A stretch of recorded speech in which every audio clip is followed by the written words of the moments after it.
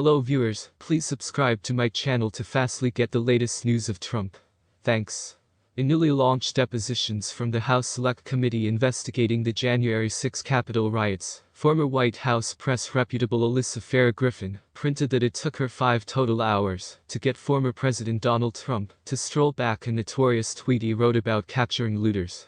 As flagged by legal professional George Conway, Griffin instructed the committee that she was originally horrified when Trump replied to scenes of violence and anti-police brutality protests in June of 2020 by tweeting, "When the looting starts, the capturing starts. I and each and every living, respiratory character was horrified by it," she instructed the committee.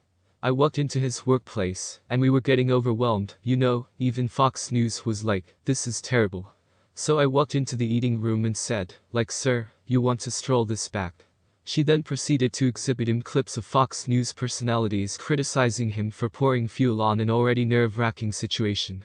After this, Griffin tried to work with him to stroll again the tweet.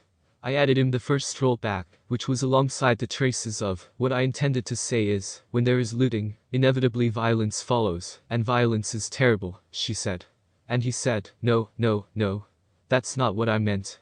What I intended is when the looting starts, human beings are going to get shot. And I'm like, oh, great.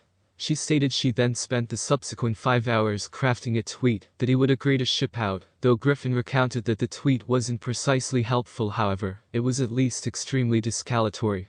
Donald Trump has been issuing an increasing number of frenzied denials and protection, as the House Pick-Out Committee concludes its investigation, and palms over new proof to assist the Department of Justice habits their own.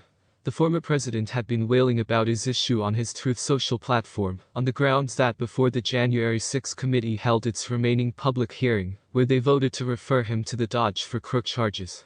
However, his urgency appeared to choose up after the panel's last record dropped, and the IRS sooner or later agreed to become over his tax data to the House Ways and Means Committee, said the bulwark. Trump truthed out a novel criminal defense. The fake charges made by the pretty partisan Select Committee of January 6 have already been submitted, prosecuted, and tried in the shape of impeachment hoax number 2. I won convincingly. Double jeopardy anyone? Wrote columnist Bill Looters. Double jeopardy is the prison precept that an individual can't be charged twice for the equal crime, Looters added. It does not practice to impeachment proceedings, due to the fact those are not crook prosecutions. Trump must likely ask an attorney to give an explanation for this to him, even though possibly not the attorneys who were advising him in late 2020 and early 2021, when you consider that the committee has referred some of them for crook prosecution alongside Trump. The ex-president endured blasting out frenzied denials via the vacation weekend, attacking regulation enforcement and his political enemies, such as one frantic and foul-tempered rant, extending Christmas Day greetings to even the radical left Marxists that are attempting to damage our country. Donald Trump offers new which means to the word shameless, Looters said. I may want to go on and on with the catalog of Trump posts, however you get the idea. He is ensconced in his bunker at Mar-a-Lago, spewing nonsense, denying the obvious, and making a perpetual show of his unfitness for office. Thanks for watching. Please don't forget to subscribe.